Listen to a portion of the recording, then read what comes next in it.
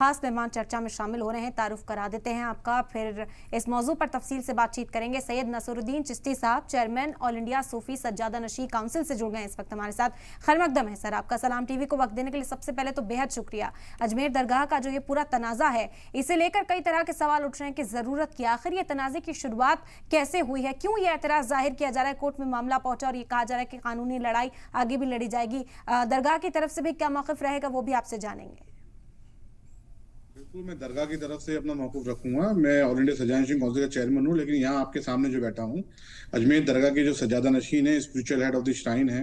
मैं उनके ऑफिस के ब्याह पे उनके उत्तराधिकारी की हैसियत से आपके सामने बात रख रहा हूँ अपनी। स्पष्ट देखिए, मौजूद जो है, आपको मालूम है हालात क्या है। हर इंसान, व्यक्ति विशेष पब्लिसिटी के चक्कर में ऐसी ऐसी हरकतें करता है और जो अपनी विशैली मानसिकता है उसको जाहिर करता है। दरगाह ख्वाजा साहब, ख्वाजा मोइन चिश्ती रहमतुल्लाह अलैह एक ऐसा मरकज है जहाँ हिंदुस्तान दुनिया के मुसलमानों के साथ साथ अदर मजहब के जो लोग हैं, गैर मज़ाहिब जो गैर मुस्लिम हैं, खासतौर से मुस्लिम समुदाय, हिंदू समुदाय के लोग जो हैं, उनकी भी गहरी आस्था है। जी। और यहाँ पर जब आप आके देखेंगे तो यहाँ पर हर मजहब का आदमी आता है और अपनी अकीदत का नजराना पेश करता है।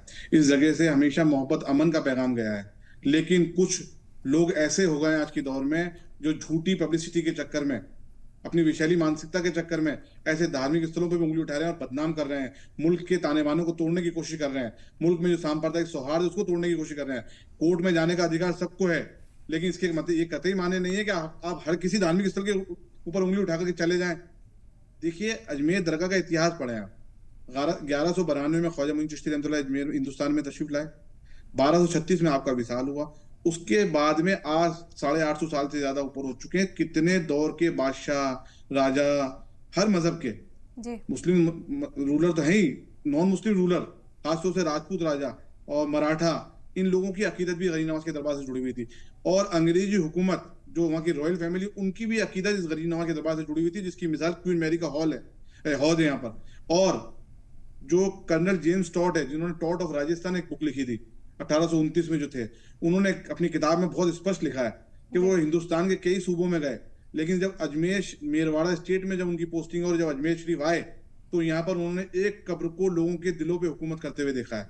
तो गरीब नवाज का तो मामला ऐसा है। और लेकिन आजकल के लोग पता नहीं कहां से जहालत के दौर के अंदर कौन सा इतिहास उठा के ला रहे हैं, बिना किसी तर्क के, बिना किसी ऑथेंटिसिटी के, कि गरीब नवाज कैसे आए थे, गरीब नवाज क्यों आए थे, गरीब नवाज की दरगाह में ऐसा हुआ है। जबकि गरीब नवाज की दरगाह के लिए जो इंक्वायरी कमेटी रिपोर्ट है, जो इंक्वायरी बैठी थी जस्टिस गुलाम हसन की अध्यक्षता में, जो उस वक्त के इलाहाबाद हाईकोर्ट के सिटिंग जज थे, गवर्नमेंट ऑफ इंडिया ने बैठाई थी। उसके बाद में दरगाह ख्वाजा साहब एक्ट बना। वो रिपोर्ट गवर्नमेंट ऑफ इंडिया की आधिकारिक रिपोर्ट है, जिसमें पूरी तरीके से गरीब नवाज की दरगाह के बिल्डिंग्स की, दरगाह की तामीर की हिस्ट्री पूरी उसमें लिखी हुई है। तो वो ऑथेंटिक रिकॉर्ड है, उसमें किसी किस्म से भी इस प्रकार का कोई जिक्र नहीं है। अब ये हरविलास शारदा जी की किताब लेके आते हैं, अजमेर हिस्टोरिकल एंड प्रेस्क्रिप्टिव, जो 1911 में आई, 1919 में, 1921 में, 1940 में उसमें काफी तब्दीलियां हुई। उसमें जो राइटर लिख रहे हैं, उन्होंने अपने सपोर्ट में किसी डॉक्यूमेंट का हवाला नहीं दिया, किसी रेफरेंस का हवाला नहीं दिया कि वो इस बात को कहां से उठा के ला रहे हैं। सिर्फ एक किताब की बुनियाद पे 800 साल के इतिहास को तय नहीं कर सकते। अब कोर्ट जाने का अधिकार सबको है, लेकिन उस बेवकूफ इंसान को यह भी सोचना चाहिए कि आप क्या कर रहे हो। लाखों करोड़ों हिंदू, मुसलमान, तमाम मजहब के लोगों की आस्था जुड़ी हुई इससे। वो सिर्फ जज्बात के अंदर आकर के पब्लिसिटी स्टंट के चक्कर में क्या कदम उठा रहे हैं, देश को किस तरफ ले जा रहे हो। इस वक्त देश को एकता, अखंडता की जरूरत है। हिंदुस्तान तरक्की का दौर देख रहा है और हिंदुस्तान को फिर मजहबी इख्तिसार की तरफ लेके जा रहे हो। इससे क्या होगा, एक दूसरे के प्रति कटुता बढ़ेगी। इससे पहले भी जो तनाजात हैं दरगाह को लेकर, कई बार सवाल उठाए गए कि स्वास्तिक का निशान जो है वो जाली पर देखने को मिला, वो भी खबर खूब वायरल हुई थी, उस पर भी खूब हंगामा होता हुआ नजर आता है। इस तरह के तनाजे जो है, इनको बढ़ावा कहां से मिल रहा है? जी देखिए, जो लोग भी बढ़ावा दे रहे हैं, मैं किसी के गहराई में नहीं जाता, जो लोग भी बढ़ावा दे रहे हैं उनको सोचना चाहिए कि वो हिंदुस्तान की एकता, अखंडता के साथ खिलवाड़ कर रहे हैं। हिंदुस्तान में तमाम मजहब की जो धार्मिक मोहब्बत, एक दूसरे के भाईचारे के साथ हम रहते आ रहे हैं, एक दूसरे के सुख दुख में हम साथ में रहते आ रहे हैं। हिंदुस्तान के प्रधानमंत्री जो कहते हैं सबका साथ सबका विकास, तो इसका मतलब हमें चाहिए कि सबको साथ लेके चलना चाहिए, सबका विकास हो। आप कहां धार्मिक उन्माद में जा रहे हैं। मैं यहाँ पर एक बात और कोट करूंगा, आरएसएस प्रमुख मोहन भागवत जी, वो आरएसएस सबसे बड़ी संस्था है आज की तारीख में देश में, हिंदू समाज की रिप्रेजेंट करती है।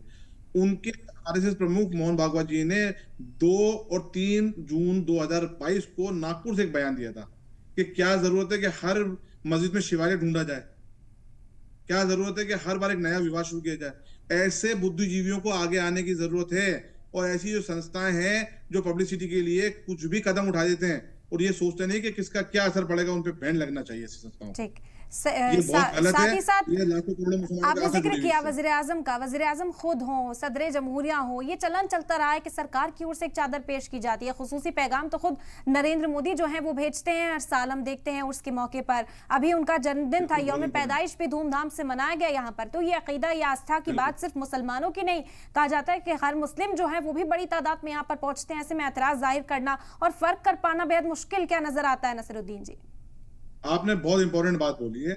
देखिए, अभी कुछ लोग डिबेट में डिफरेंट चैनलों पे भी देखा, गरीब नवाज के बारे में नाजेबा बातें बोल रहे हैं जो नाकाबिला बर्दाश्त है। उनको गरीब नवाज की हिस्ट्री नहीं मालूम। हमारे प्रधानमंत्री, मौजूदा प्रधानमंत्री भी और पूर्व में जितने प्रधानमंत्री हुए, उनका जब पैगाम आता है उर्स के ऊपर राइटिंग के अंदर लिख करके चादर के साथ, उनके अल्फाज देखिए, उनकी सोच देखिए, उनकी आस्था देखिए, उनका मान सम्मान देखिए, गरीब नवाज के लिए क्या लिख के भेजते हैं वो। अगर गरीब नवाज की शख्सियत ऐसी होती, अल्लाह माफ करे, कभी जिंदगी में हम सोच भी नहीं सकते। तो इतने बड़े बड़े हस्तियां, महात्मा गांधी ने गरीब नवाज के बारे में क्या लिखा, स्वामी विवेकानंद ने गरीब नवाज के बारे में क्या लिखा, ये कहां से इतिहास उठा के लेकर आए ये लोग? अब ऐसी महान जो पढ़े लिखे काबिल लोग, तो उनके संदेश पढ़िए ना गरीब नवाज के बारे में। ये आजकल के जो जाहिल हैं, नई नई किताबें ले लेकर घूम रहे हैं, उनके संदेश पढ़ेंगे गरीब नवाज के बारे में?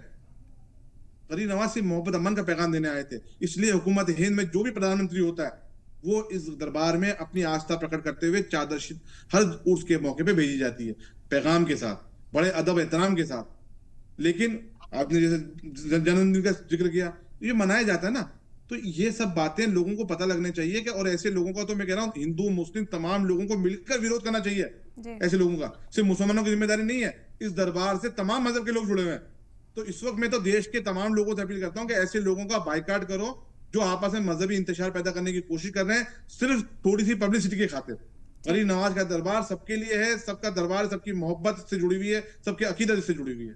बिल्कुल। अब दरबार का क्या मौक़िफ़ रहेगा, क्योंकि कोर्ट ने अभी फिलहाल अर्जी खारिज कर दी, लेकिन उन्होंने कहा है कि कानूनी लड़ाई जो है वो आगे भी लड़ी जाएगी, हायर कोर्ट में जो है दरखास्त देंगे, अपील करेंगे और वहां पर दलीलें जो है वो पेश की जाएंगी। तो फिर क्या मौक़िफ़ रहने वाला है आगे? देखिए, कोर्ट का जो मौकूफ रहेगा कोर्ट में बताएंगे, हम कोर्ट में जवाब देंगे अगर कोर्ट में ये मामला आएगा तो।